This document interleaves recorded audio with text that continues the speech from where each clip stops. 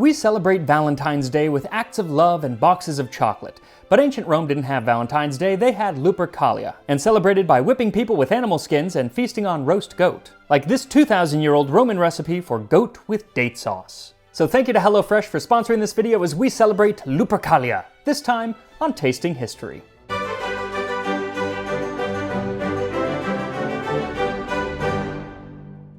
Now before we get to the recipe, I just wanted to thank everyone who has subscribed to Tasting History for getting us to 1 million subscribers. Just got the gold play button. It is cool, it's huge and reflective, so this will be probably the last time you'll ever see it behind me, but for now, beautiful, and thank you. Now today's recipe comes from ancient Rome's best-known cookbook, Apicius de Coquinaria. It includes several recipes for deboned lamb or kid. And I need to clear something up because in a previous episode I did and I mentioned they were eating kid, a lot of people thought that I meant they were eating children. No, a kid is a baby goat. They were not eating children. Baby goat. Another kid or lamb deboned. 1 pint milk, 4 ounces honey, 1 ounce pepper, a little salt, a little silphium. With the broth, a little cup of oil, a little cup of garum, a little cup of vinegar, 8 ground dates, a half pint of good wine, a little starch. Now this recipe really stands out in the cookbook because it actually uses specific quantities, unlike most of the recipes. Even the phrase a little cup was a specific quantity because the Latin word is acetabulum, which was a small cup used for serving vinegar that was pretty uniformly about 2 ounces.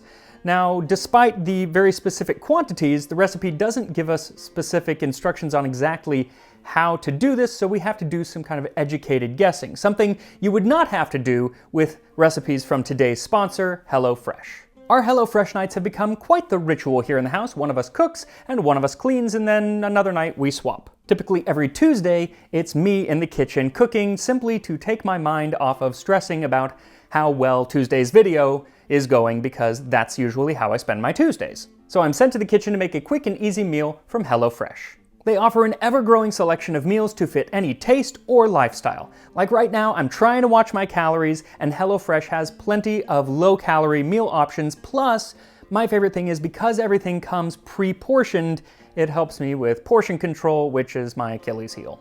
Most recently, I made the sweet chili pork bowls, which had fresh bell pepper and yellow onion, and a sweet but light Thai chili sauce.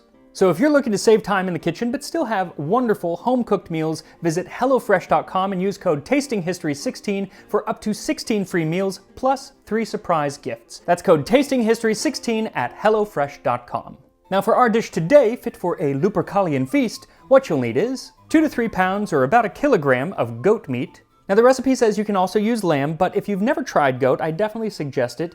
It's harder to find, but it's really, really good. It has a little bit of a sweet quality to it. And yeah, you can use any piece that you want for this recipe, leg or really anything. I'm using shoulder because I find it the most tender. 2 cups or 475 milliliters of goat milk, or any milk actually. 1/3 cup or 115 grams of honey, 2 teaspoons black pepper, a half teaspoon of salt, a half teaspoon of asafoetida. That was ancient Rome's replacement for silphium when silphium went extinct, so that is what I'm going to be using. Plus, the ancient Romans thought that it was an aphrodisiac, perfect for Valentine's Day. 1/4 cup or 60 milliliters of olive oil, 1/4 cup or 60 milliliters of garum or other fish sauce, 1/4 cup or 60 milliliters of wine vinegar, 8 pitted dates, 1 cup or 235 milliliters of wine. You can use red or white, it's really up to you. The big difference is going to just be the color of the sauce. White's going to give you a light brown sauce, red is going to give you a dark brown sauce, it's up to you. And 1 tablespoon of starch. They would have probably used like a wheat starch, but that can be harder to find sometimes, so go ahead and use cornstarch. They wouldn't have had it, but it's not going to affect the flavor, and it would pretty much do the same thing. So first put the goat into either a large Ziploc bag or a dish. Then whisk the milk and honey, the pepper, salt, and asafoetida together, and pour it over the goat and let it marinate for a few hours, preferably in the fridge. At the same time, leave the dates to soak in a little water or wine. Once the goat is marinated, set it into an oven-safe dish with the marinade. You can also add some root vegetables like beets to it at the same time. It doesn't really affect the flavor of the goat, but they'll get cooked at the same time. Real convenient. Then cover the dish with a lid or some aluminum foil and pop it in the oven at 320 degrees Fahrenheit or 160 Celsius for 2.5 hours. Then remove the lid and let it continue to roast for another half hour, or until a knife inserted can easily twist. Then take it out of the oven and let the meat rest while you prepare the sauce. So you'll need about a cup of the liquid that the goat roasted in with any solids strained out. Then take the soaked dates and grind them into a pulp. Now, depending on the date, you might want to use a little blender or food processor for this. Some dates mash easily and some dates really don't. You want to get this really to a puree, so go ahead and use a blender. Then add the dates to a saucepan with the liquid, along with the olive oil, garum, and vinegar. Stir that all together and then slowly heat that up to just simmering. In a separate bowl, whisk the starch into the wine until fully dissolved, and then once the sauce is simmering, pour that wine into the sauce, whisk it together, and let it return to a simmer, and wait until it thickens. It should take about 10 to 15 minutes. And while you wait, you can go ahead and slap that like button, just like a naked ancient Roman guy would slap people on Lupercalia. Lupercalia is perhaps the oldest of the Roman festivals. Even in ancient Rome, it was considered ancient. It was also known as Dies Februatus and took place every year on the 15th of February. Now, it was associated with the brothers Romulus and Remus and took place at the Lupercal, which was a cave where the brothers were supposedly suckled by a she-wolf, Lupa. The cave was at the base of the Palatine Hill where, sometime later, Romulus would go ahead and found a city named after him, Rome. And the 2nd century author Justin gives us a description of what this area looked like. At the foot of the mountain, Evander built a temple to the Lycian, whom the Greeks call Pan, and the Romans Lupercus. The naked statue of the deity being covered with a goat skin, in which dress the priests now run up and down during the Lupercalia at Rome. There's also mention of the Caprificus there, or goat fig tree, next to the sanctuary of Rumina, the goddess who watched over breastfeeding women. Now, this may seem an odd assortment, wolves, goats, breastfeeding women, but I promise they all tie into this holiday.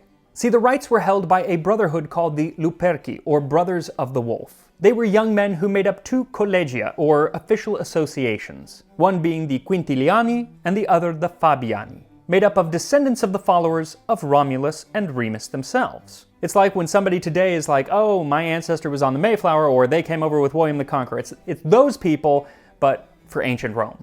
Anyway, every year on the 15th of February, they would enter the Lupercal cave and offer cakes which had been prepared by the Vestal virgins. Then they would sacrifice male goats and a dog, probably as a stand-in for a wolf. Now, who exactly they were sacrificing to is not entirely known. Even the ancient Romans couldn't agree on who they were sacrificing to during the festival. What is known is that once the sacrifice was done, 2 members of the Luperci would go up to the altar, and they would have blood from the sacrificial knives wiped on their forehead. Then they would take wool that had been dipped in milk and wipe that blood away, and then they would burst out laughing. After that, the feast would take place where they would put all of that sacrificed goat to good use. And making sure nothing went to waste, the young men would create what were known as Februar, which probably comes from the word that meant purification, and probably is where we get the word February. By the way, I have such trouble saying that word. I just want to say February, but it's February. But it sounds weird when I say February. I don't know. How do you say it? Anyway, these Februa were thongs or strips of flayed goat skin that still had the hair on it. And what would these young men do with their thongs of goat skin? At this time, many of the noble youths run up and down through the city naked, for sport and laughter, striking those they meet with shaggy thongs. Yes, either naked or in some accounts nearly naked, the young men of the Luperci would run around counterclockwise around the Palatine Hill, slapping people with these goat skins, specifically slapping women with the goat skins. Now, on the face of it, you'd think that that would be something that the ladies of Rome did not enjoy, but you would be wrong. In fact, many women of rank purposefully get in their way, and like children at school, present their hands to be struck, believing that the pregnant will thus be helped to an easy delivery, and the barren to pregnancy. Told you, wolves, goats, motherhood, it all comes together. That is what this festival was about. It was about purification and fertility. And it might seem weird to us today, and that's okay, because it even seemed weird to the Romans who were doing it. The holiday was so ancient that its roots had been lost, and by the time of the Roman Republic, there were a lot of writers saying, why are we doing all this? And it usually came down to one word: Tradition! Though there were some writers who at least guessed as to why they were doing what they were doing. Plutarch specifically wonders why they used dog, and he has some guesses. Is it that dogs bark at the luperci and annoy them as they race about in the city? Or is it that the sacrifice is made to Pan, and a dog is something dear to Pan because of his herds of goats? Though being Greek, he seems to favor the reason that he attributes to most of Rome's customs. They just stole it from the Greeks. Nearly all the Greeks use a dog as the sacrificial victim for ceremonies of purification. Then he goes on this little tangent about another Greek ceremony of purification that mashes up the Greek words for purification and puppy. So it's like puppification. And essentially, if a person needed to be purified, they would rub themselves all around with puppies, which is really cute in my mind, but I'm guessing was less cute in reality. Still, puppification, I want that. Now, the Roman poet Ovid gave his theories in his work Fasti. He traced many of the traditions to the Arcadians who worshipped Pan and said that part of lupercalia was to behave like Pan. Why, you ask, do the luperci run? And since it's their custom, this running, why do they strip their bodies naked? Pan himself loves to run swiftly on the heights, and he himself suddenly takes to flight. To this day, the naked priests recall the memory of old customs and testify to those ancient ways. Though he was writing poetry, so, grain of salt, who knows. Now, there was one lupercalia that really stands out in history, and that's the one that took place in February of 44 BC. Now, the two colleges that had been set up for the luperci had been around for a very long time, and nothing had really changed. But that year, there was a third college introduced called the Juliani, which had been set up by Julius Caesar and was headed by Mark Antony. Now, sources differ on the exact timing and whose idea this was, but at some point during the festivities, while he ran around naked, Mark Antony went up to Caesar and handed him a crown. And crowns were not something that the ancient Romans during the Republic really liked to see on their leaders, but Julius Caesar was very special, and so maybe he thought, well, I can get away with it. Well, Antony puts the crown on Caesar's head, and at this sight some few clapped their hands, but the greater number groaned, and Caesar threw off the diadem. Antony again put it on him, and Caesar threw it off. When the people saw that Caesar prevailed, they shouted for joy, and at the same time applauded him because he did not accept it. Though if people had clapped, I'm gonna guess he would have kept that crown on his head. But, as it was, he didn't, and then I'm pretty sure everything went well for him from then on out. 4 to 6 weeks later. Now, it seems around this time the festival's popularity began to wane, only to be revived a few decades later by Augustus, Rome's first emperor, though he was always a little bit of a stick in the mud, and so he wanted to make it a little more of a presentable holiday, and so he put limitations on who could participate in the nudie race. At the Lupercalia, he forbade beardless youths to join in the running. And over the next few centuries, Lupercalia's popularity grew, especially with the lower classes of Rome. And even in the 4th century, when pretty much all non-Christian holidays had been abolished, Lupercalia was still on the calendar. But then in 495, Pope Gelasius finally decided to put an end to the holiday, proclaiming, "Lupercalia is a public crime, an instrument of depravity, which your mind, bearing testimony against itself, blushes to fulfill."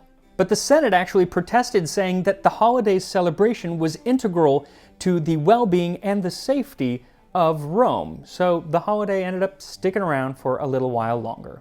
Now, some evidence suggests that the following year, in 496, on the day before Lupercalia, February 14th, the Pope decided to have a new feast day proclaimed in dedication to a martyr named Saint Valentine. There is no evidence to suggest that this had anything to do with Lupercalia. It wasn't an effort to replace the holiday or anything like that. It just happens that they ended up at about the same time of year. If it was a need to replace it, why wouldn't he have put it on the 15th? But anyway, a lot of people today do make the correlation.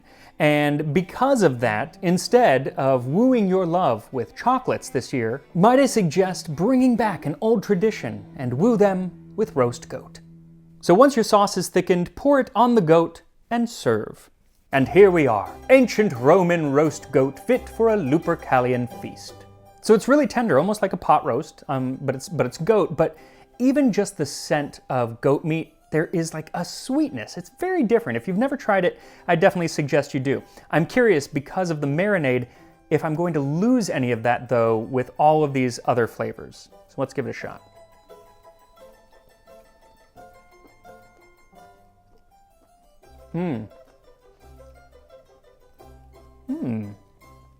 Bravo to the recipe writer who wrote down these specific quantities, because they don't need any changing at all. It's a wonderfully balanced dish. There are a lot of ingredients in this marinade and the sauce, and you're getting all new flavors because of the combinations. Nothing is really jumping out. The goat is wonderfully tender, as I expected, and it does have a little bit of that sweetness, though you do lose a little bit of it because of those other flavors popping through. The one flavor that does shine, and only at the very end, is the pepper, and you get a little spiciness to it, which is actually really nice. But it's that kind of foreign, ancient Roman flavor profile that you get from the asafoetida and the garum and everything. Wonderfully balanced, excellent recipe. So thank you all again for getting the channel to 1 million subscribers. Again, the gold play button probably will be in a different room after this because it is so shiny. But thank you again. Make sure to follow me on Instagram, Tasting History with Max Miller, and I will see you next time on Tasting History.